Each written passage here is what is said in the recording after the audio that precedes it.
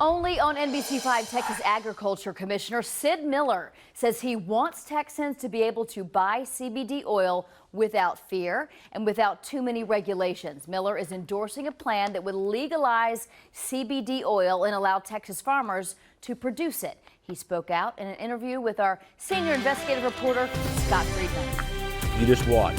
There's going to be more hemp grown than we could ever process. Sid Miller may seem like an unlikely advocate for a plant that looks like pot, but the conservative ag commissioner says he's ready for a Texas hemp revolution, including open access to CBD oil. If CBD oil will help you physically, I'm for it. I mean, anything that can medically, take away someone's pain or relieve their tensions or whatever they're taking it for, we should use it for any type of medical use. Miller wants Texas farmers to cash in on what's been described as a green gold rush and hopes CBD companies will pour money into the state. Not only do we want our farmers to be able to grow hemp, we want the processing facilities to be located here in rural Texas and bring those jobs to rural Texas. Texas lawmakers are considering several bills to legalize hemp and CBD, but similar attempts have failed before, with some questioning the optics of hemp, a cousin of marijuana, containing only trace amounts of THC.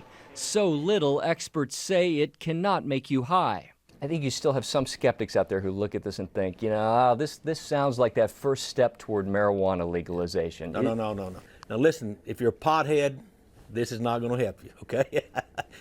No marijuana, no THC in hemp.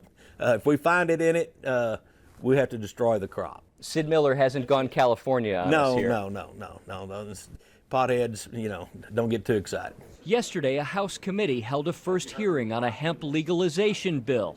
No one spoke out against it. Instead, the room was packed with hemp CBD supporters. But Miller says it's still too early to tell if there's enough support in the House and Senate to legalize hemp this year.